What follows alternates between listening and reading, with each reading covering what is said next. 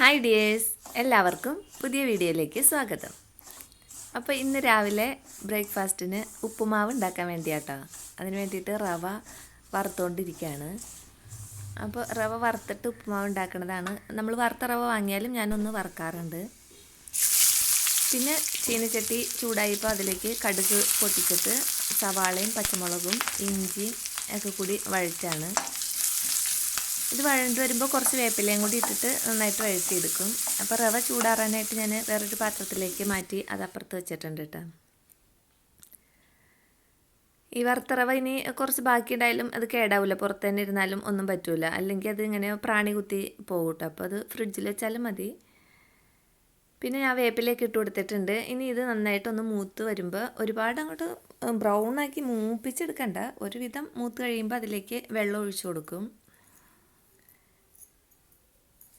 പിന്നെ ഉപ്പും കൂടി ഇട്ടിട്ട് ആ വെള്ളം നന്നായിട്ട് തിളച്ച് വരുമ്പോൾ റവ ഇട്ട് കൊടുക്കും. പിന്നെ ഇതിൽ വേണമെങ്കിൽ നമുക്ക് ക്യാരറ്റ്, ബീൻസ്, പച്ചക്കറികൾ അതൊക്കെ ഇട്ട് വഴറ്റാട്ടോ. ഞാനിപ്പോൾ ഒന്നും ഇല്ല, പ്ലെയിനായിട്ടാണ് ഉണ്ടാക്കണത്. എനിക്ക് ഉപ്പുമാവ് നല്ല ഇഷ്ടമാട്ടോ. പക്ഷേ ഇവിടെ എൻ്റെ മൂത്ത മോന് അത്ര ഇഷ്ടമല്ല ഉപ്പുമാവ്, അതുകൊണ്ട് ഞാൻ ഉണ്ടാക്കാറിൽ കുറവാണ്. ബാക്കി എല്ലാവർക്കും നല്ല ഇഷ്ടമാണ്. പിന്നെ ഒരാൾക്ക് വേണ്ടിയിട്ട് വേറെ എന്തെങ്കിലുമൊക്കെ ഉണ്ടാക്കണ്ടേന്ന് വിചാരിച്ചിട്ട് ഞാൻ ഉണ്ടാക്കില്ല. അപ്പോൾ എന്തെങ്കിലും അവന് കൊടുക്കാനുണ്ടെന്നുണ്ടെങ്കിൽ ഞാൻ ഉപ്പുമാവ് ഉണ്ടാക്കുകയും ചെയ്യും കേട്ടോ. അപ്പോൾ ഇന്ന് അവനുള്ള ബ്രേക്ക്ഫാസ്റ്റ് വേറെ ഉണ്ട്. അപ്പോൾ അതുകൊണ്ട് ഇന്ന് ഞാൻ ഉപ്പുമാവിൽ ആക്കി. ഇനി ഈ റവ നന്നായിട്ട് എല്ലായിടവും നനവെത്തി വെന്ത് വരണം. അപ്പോൾ അങ്ങനെ കട്ടകളെല്ലാം നന്നായിട്ട് ഉടച്ചെടുക്കണം. അങ്ങനെ അത് നല്ല സോഫ്റ്റായി പഞ്ഞി പരുവാക്കി എടുക്കണം കേട്ടോ. അത് കഴിഞ്ഞിട്ട് ഞാൻ തേങ്ങ ഇട്ട് കൊടുക്കും. ഇതിൻ്റെ കൂടെ ചെറുതായിട്ട് ഒരു മഞ്ഞ ഷെയ്ഡൊക്കെ കിട്ടണമെങ്കിൽ നമ്മൾ സവാളയും പച്ചമുളകൊക്കെ വഴറ്റിയ സമയത്ത് കുറച്ച് മഞ്ഞൾപ്പൊടി ഇട്ട് കൊടുത്താൽ മതി കേട്ടോ. അപ്പോൾ ഒരു മഞ്ഞ കളറുള്ള ഉപ്പുമാവ് കിട്ടും. പിന്നെ ഞാൻ തേങ്ങയൊക്കെ ഇട്ട് കൊടുത്തിട്ടുണ്ട്. തേങ്ങ ഇട്ട് ഉണ്ടാക്കുന്നതാണ് എനിക്ക് കൂടുതലിഷ്ടം.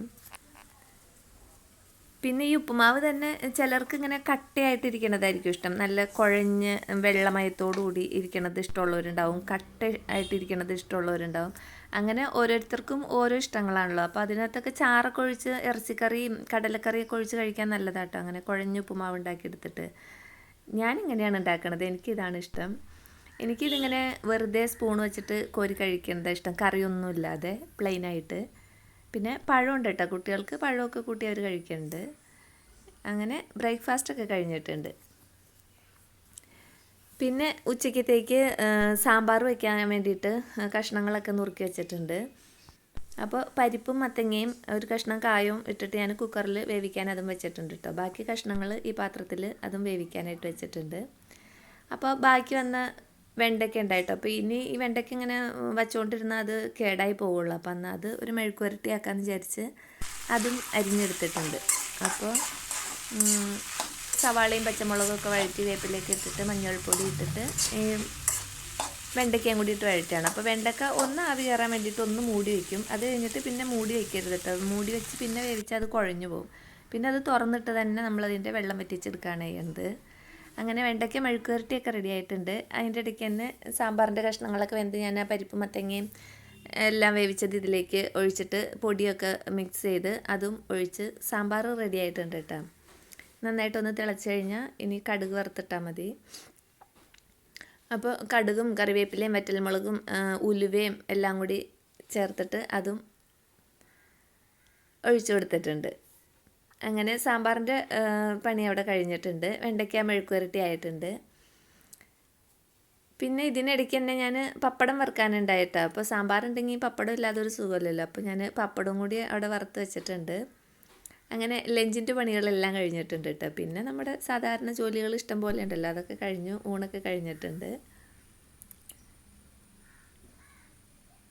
പിന്നെ വൈകുന്നേരം ആയിട്ടോ. അപ്പോൾ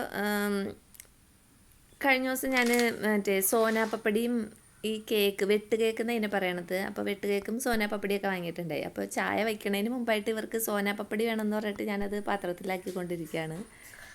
ഇതിന് ഞാൻ ചെറുപ്പത്തിൽ സ്കൂളിലൊക്കെ പോകുന്ന കാലത്ത് ബോംബെ പൂട, മദാമപ്പൂട അതൊക്കെ പറയാറുണ്ട് കേട്ടോ. നിങ്ങളുടെ അവിടെയൊക്കെ ഇതിനെന്താ പറയണതെന്ന് എനിക്കറിയില്ല, കമൻറ്റ് ചെയ്യണം. എന്തുകൊണ്ടാണ് ഇതിന് അങ്ങനെ പറയണതെന്ന് എനിക്കറിയില്ല. ഇപ്പം എല്ലാവരും സോനാപ്പപ്പടി എന്നാണ് പറയണത്.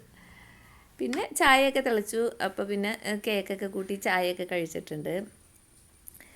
പിന്നെ ഞാൻ മുകളിൽ പോയി നോക്കാമെന്ന് വിചാരിച്ചിട്ട്, അപ്പോൾ ഇന്ന് വെയിലൊക്കെ ഉണ്ടായി. അപ്പോൾ എന്തെങ്കിലുമൊക്കെ വാടി നിൽക്കണ്ടോ എന്നൊക്കെ അറിയാമെന്ന് വിചാരിച്ച് ഞാൻ ടെറസിന് മുകളിലേക്ക് പോയതാട്ടോ. അപ്പോൾ എൻ്റെ ഇന്നത്തെ വിശേഷങ്ങൾ ഇതൊക്കെയാണ്. വീണ്ടും അടുത്ത വീഡിയോയിൽ അടുത്ത വിശേഷങ്ങളുമായിട്ട് വരാം.